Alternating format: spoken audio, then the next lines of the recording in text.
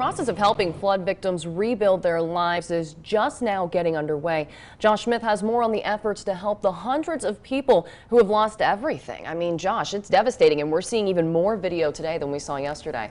Yeah, and it's clearly going to be a process that takes months, possibly even years. It's such a bad situation there. One group is taking the lead today in coordinating all the donations and the volunteers that many hope will come in the days ahead and provide that direct assistance to flood victims. The United Way of Southwest Virginia, Ashley Sharp alluded to them earlier.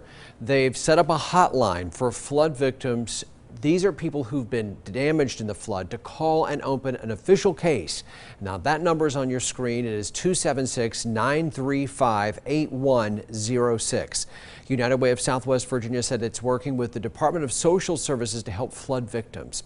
They're also accepting donations, and they are recruiting volunteers today. And here is a look at the website. It's unitedwayswva.org. There you can see the button to donate, and right beside it the the button to volunteer. And there's a phone number. It's a separate number to donate. That's 276-628-2160. We're going to make sure both those numbers are up on our website, WJHL.com.